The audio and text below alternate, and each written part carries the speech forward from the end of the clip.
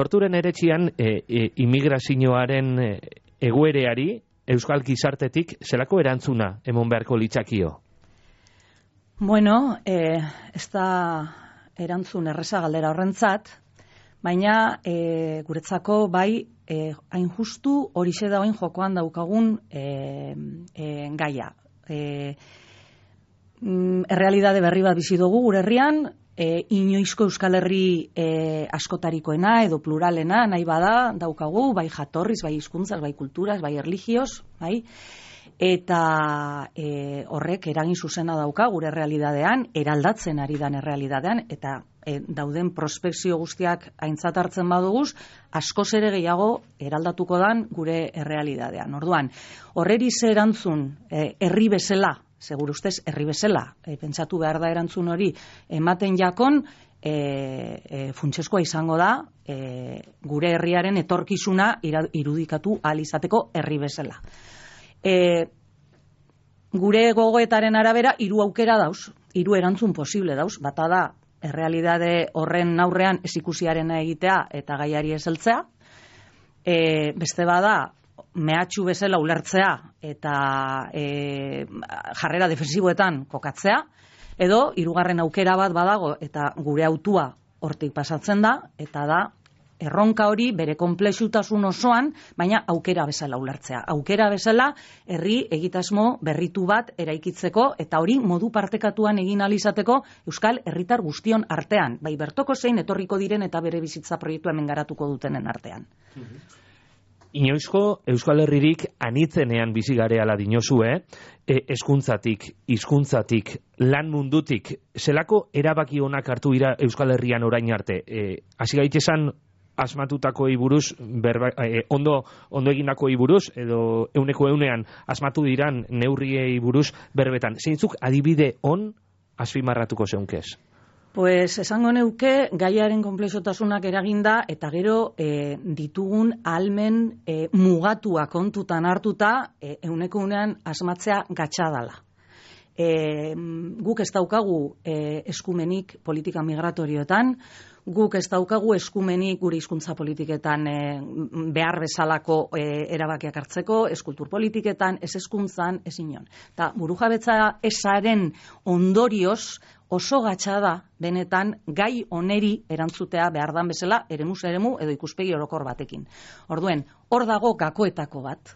Osea, guk argi daukaguna da, Espainiatik edo Frantziatik erabakitzen diren politika migratorio horiek arrazistak direla egituraz, eta horiek ez direla errealitate berri oneri erantzuteko moduak, are gutxiago gure herriaren ikuspegitik, porque gu herri bat gara, ezaugarri propioak, hizkuntza, kultura eta beste maila askotan dituena, eta gure iritziz guk behar ditugu geure politika migratorioa, geure eredu propioa erabaki, eta egia da, horretarako balia edo aukerarik ez daukagula. Orduan, hori da erronka nagusitako bat. Gauzak ondo egin alizateko, gauzak beste era batera egin alizateko, askoz ere modu demokratikoago baten eta ikuspegi antiarrasista batekin gauzak egin alizateko, burujabetza aldarrikatzea eta burujabetza prozesuan sakontzea. Eta zeintzuk politika migratorioaren alde egingo leuke sortuk? Hau da, gaur egun esarrita dagozanak zentzutan aldatu beharko litzateke? Goitibera aldatu beharko lirateke. Goitibera aldatu beharko lirateke, azteko hor dago erdigunean, azkenengo prozeso edo migrazio prozesoak, esan dezakegu 2000 urtetik aurrera garatzen dana, non 20. mendean egin zanaren arekin alderatuta ezberdintasun edo ezaugarri propioak badaukasenak, erdigunera ekarri dabe papelen gaia, herritartasunaren gaia, bai? 20. mendean Euskal Herrira momentu desberdinetan etorri ziren herritar berri haiek etorri ziren batez ere estatuetatik, Ipar Euskal Herrian oraindik ere badatoz Frantziatik batez ere. Eta horrez dago papelen arazo bat, horrek datoz Espainiako herritar bezala. Gaur egun jatorria askoz ere anitzagoa da, beste estatu batzuetatik, beste herrialde batzuetatik datoz, eta horrek papelen gaia ekarri dau erdigunera, herritartasunaren gaia ekarri dau erdigunera. Estatu espainolean atzerritartasun legeak eragiten dituen politikak eta eragiten dituen edo jartzen dituen baldintzak dira migrazio prozesuetan murgilduta dauden persona horientzako jasan eta bizi ezinezko oztopo lasterketa bat. Eta azkenean, gainera, bideratuta daude, ateak istera albezain beste, ez? Eta hemendik kanpo doazelos, ez daitezela etorri, edo datozela gure beharrak asetzeko, guk egin nahi ez ditugun gauzak egiteko, bai? Eta orduan, gure ustez ez da hori kontua. Osea, ateak irekita egon beharko lukete, baina guk hori ezin dugu erabaki, bez? Ezin dugu, orduan, atzerritartasun lege hori, desde luego, eraitsi beharko litzateke, horren arduraduna direnak interpelatu egin behar dira, eta gero guk, gure herritik, guk Espainian zer egin behar duten edo Frantzian zer egin behar duten ez dugu esango, baina guk gure herritik behar dugu, gure ikuspegitik eta gure errealidadetik, burujabetzan sakondu guk egin alizateko erabakiak hartu politika migratorioari dagokionez ere bai, edo Euskal Herritar berriak izango diren horientzako, harrera protokolo, harrera dinamika, inklusiorako bitartekoak, bazterketa eta prekariedadea gainditze, osea, guk egin alizateko hori. Gaur egun oso mugatuta gaudez esatearren guztiz mugatuta daudelako gauzak egiteko. Horrek ez du esan nahi, ezer ezin danik egin, Otsailaren 22an izango da, Seseilaren 22an, Plaza Utza izeneko ekitaldi hori, eta Euskal Egitasmo Nazionalaren eraikuntzan, jatorri eta kultura aniztasunak eukingo lauken paper hori, aztertzen dozue, bidaide izeneko txosten horretan. Euskal Nazioaren eraikuntzan, etorkinek, zelako ekarpena egin leikiela uste dozu? Guk hain zuzen be, eta hau esan nahi dut, ze begiradatik egin dugun guk gogoeta hau. Gai honeri, jatorrita kulturaniztasunari edo migrazioari heldu dakioke ertz askotatik. Guk autu bat egin dugu geuretik, garen horretatik, gu gara Ezker Abertzalea, gu gara Ezker Abertzaleko antolakunde politiko bat, gure misioa Euskal Askapen prozesua bururaino eramatea da eta herri eraikuntzan eragitea da. Eta orduan, begirada horretatik egin dugu gogoeta hau. Hau da, gure herriaren errealidadea aztertu beharra daukagu, gure prozesua bera nola, edo gure prozesuan bertan nola uztartzen den errealidade berri hau argitzeko. Eta hori da apur bat bidaide txostenean edo bidaide gogoetan egin dugun ariketa. Herri eraikuntza horretan gure apostua da Euskal Herrira datozen herritar berri guzti horiek bat egitea prozesuarekin. Guk eta bidaide izena ere hortik dator apur bat, ez? Bidaidek esan nahi dau bidaian lagun, baina ideietan lagun ere bai. Eta hori importantea da guretza, zergatik irudikatzen dugulako hemen bizitzera datozen herritar guzti horiekin batera eraikiko dugula Euskal Herri aske eta berri hori. Bai? Eta beraz, herri eraikuntzara ahalik eta herritar gehien batzea, bai bertoko, baina baita ere kanpoti datozen horiek da erronka guretzat. Eta datozen berri horiek ere ikustea, prozesu honetan, askapen eta herri eraikuntza prozesu honetan dagoela baita ere, beraien bizi proiektua garatzeko aukera bakarra. Eta pertsona horrek horretara erakarteko, zelako mekanismoetan pentsau dozue edo zelako tresnak erabili beharko litzatekez? Bai, bueno, hor hildo desberdinak planteatu doguz geure gogoetan, argi dagoena da Euskal Herrira datozen persona guzti horiek datozen baldintzetan, datozela bidaia gogorrak eginda, datozela oztopoz beteriko bidaiak gainditu ezin batean. Eta orduan, nabarmena da lehenengo gauza ona etortzen direnean hoiei harrera egoki bat egitea dala. Eta hori da, gaur egun modu egoki edo planifikatu batean egiten ez dan zerbait. Eta harrera hori gainera ulertuta, termino inklusiboetan, termino administratiboetan, ekonomikoetan, baina baita ere kulturaletan, hizkuntzari dagokion hortan, datozen guzti hoiei esai esaten, Euskal Herrira etorri zara.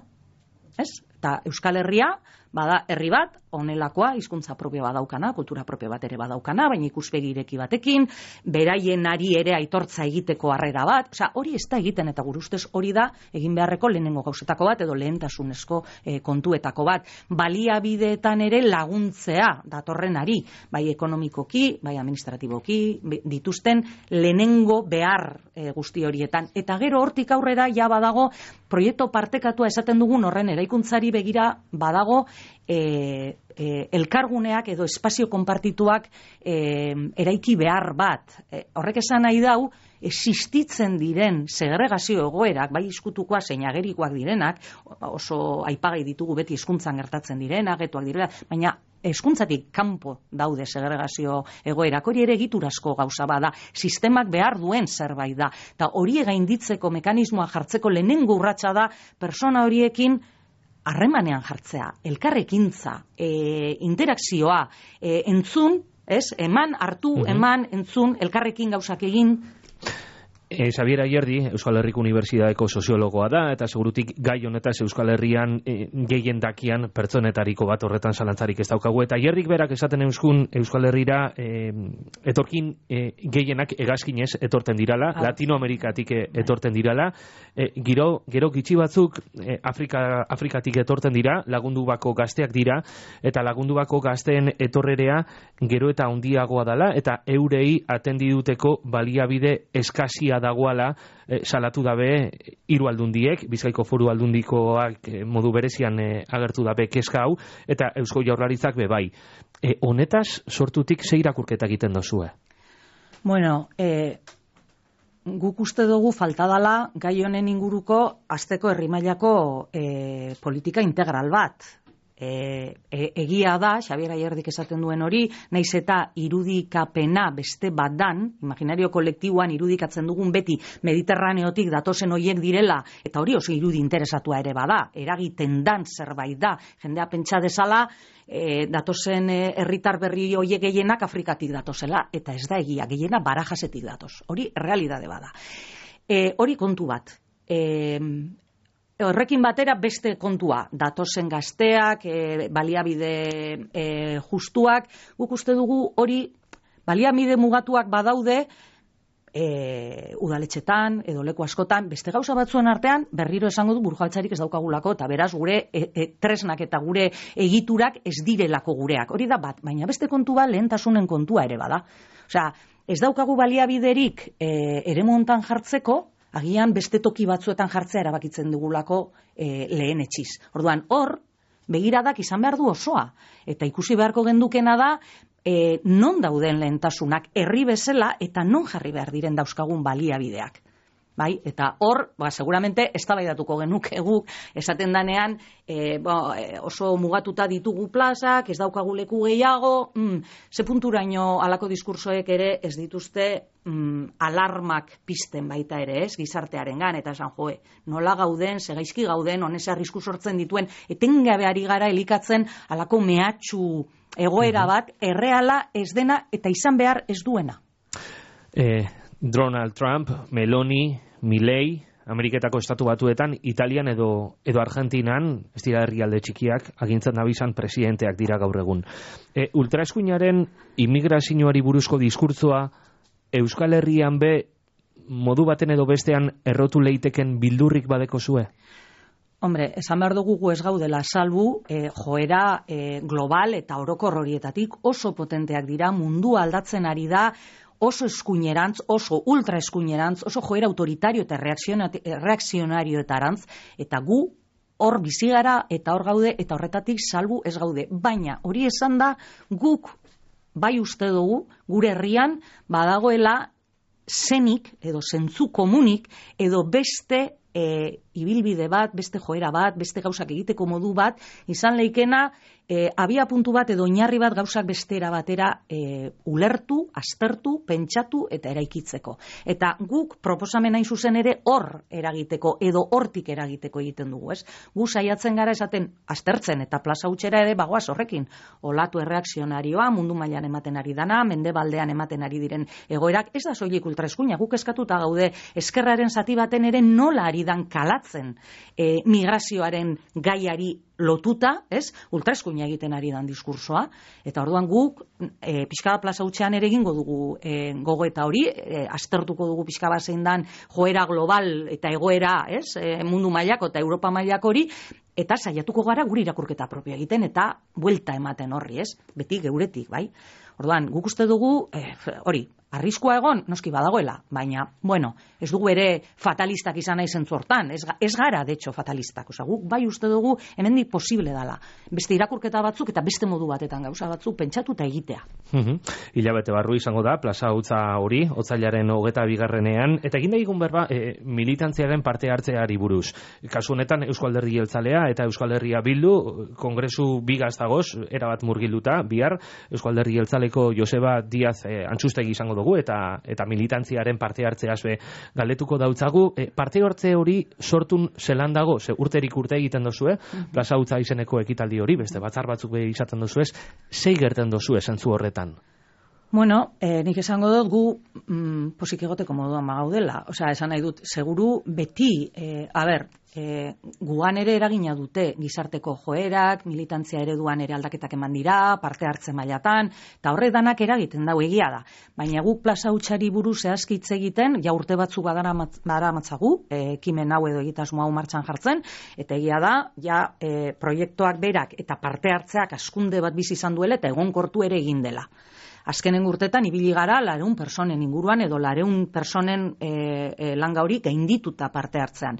Eta aurten lehenengo edizioa izango baldin bada ere berrezaugarritu dugunetik plaza hutsaren formatua bera eta edukia bera, guk uste dugu parte hartze zabala espero dugu aurten ere. Ez maz, pentsatzen dugu aurreko urten langa hori gainditu dezakegula, gaiak berak ere ematen duelako horretarako, bai? Eta orduan, bueno, eta da plaza hutsa eta da bestelako prozesuetan ere. Nik uste du sortu bere kongresu prozesuak eta egin dituenean ere parte hartzea, tokian toki, herrietan eta bar,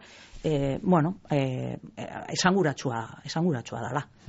EH Bildura gerturatuko gara, sortu EH Bilduko parte badalako, EH Bilduk bere hurrengo kongresurako mai politiko zuzendaritza eta idazkaritzarako proposamenak egin dauz, izen abizenak aurkeztu bai, sortuko ordezkari ugari dago sortxe, Arkaitz Rodríguez, Miren Zabaleta, Sonia Jacinto batzuk aitatzearren, sortuk EH Bilduko organuetan ordezkaritza handiagoa eukiko dauela uste dozu?